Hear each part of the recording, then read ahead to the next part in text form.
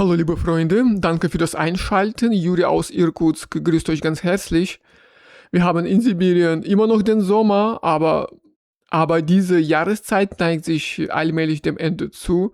Tagsüber ist es zwar noch warm oder sogar manchmal heiß, aber abends und morgens ist es spürbar kühler geworden und man muss sich darauf schon einstellen, dass der Herbst schon bald vor der Tür steht.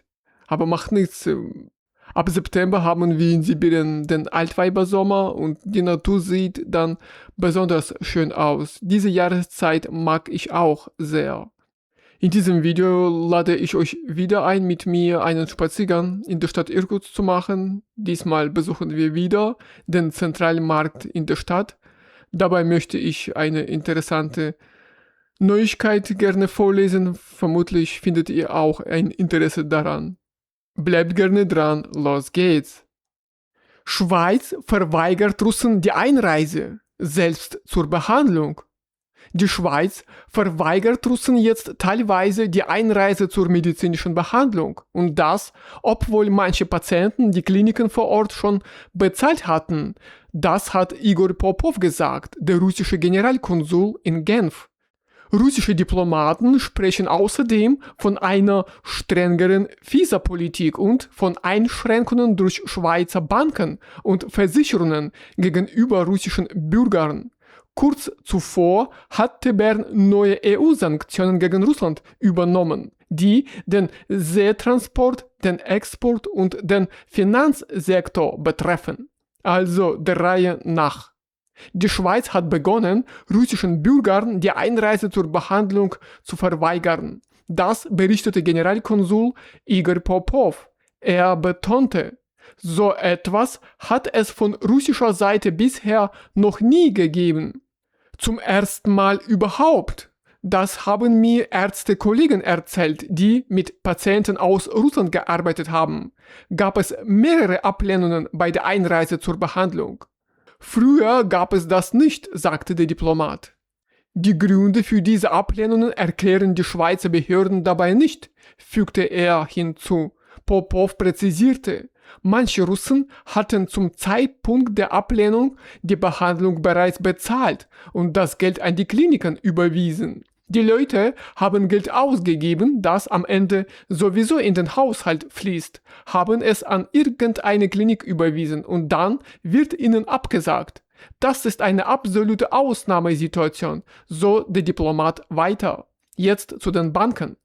Der russische Botschafter in Bern, Sergei Garmonin, sagte der Agentur TASS, dass Banken, Versicherungen und andere Finanzinstitute in der Schweiz gegenüber russischen Kunden strenger werden und sie damit praktisch diskriminieren. Formal habe sich die Schweizer Gesetzgebung gegenüber den in der Schweiz lebenden russischen Bürgern zwar nicht geändert, so der Botschafter, aber Banken und Versicherungen würden oft auf Nummer sicher gehen und russische Kunden besonders behandeln.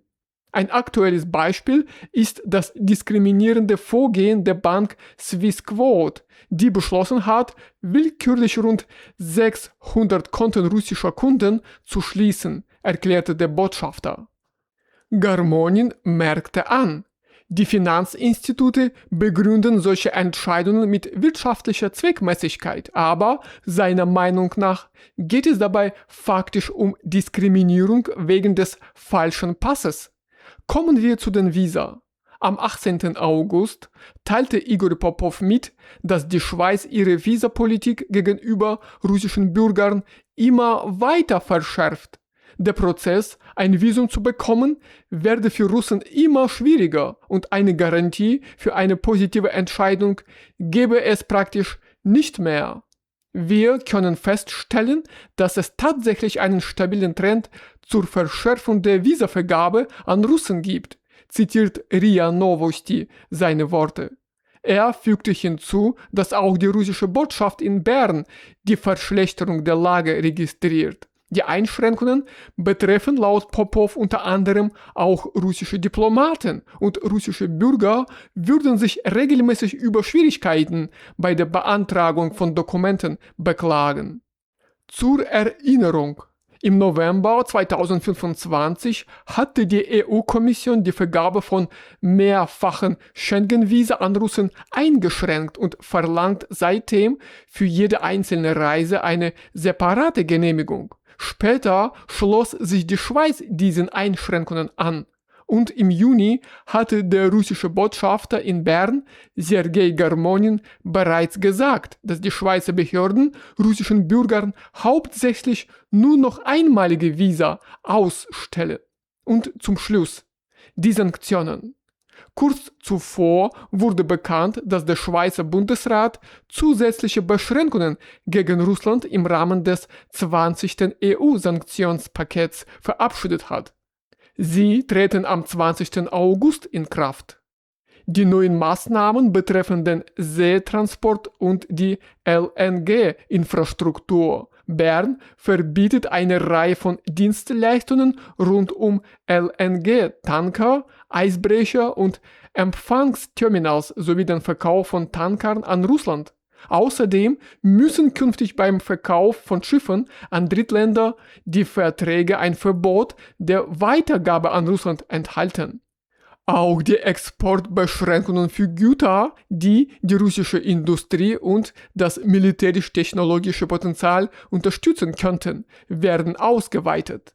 Im Finanzbereich wird zudem die Nutzung russischer Plattformen für Kryptowährungstransaktionen verboten. Genau wie jede Unterstützung bei der Entwicklung russischer Kryptowährungen, einschließlich des digitalen Rubels. Außerdem hat die Schweiz Maßnahmen eingeführt, um ihre eigenen Unternehmen vor bestimmten Entscheidungen russischer Gerichte zu schützen und Forschungseinrichtungen verboten, Fördermittel von russischen Behörden anzunehmen.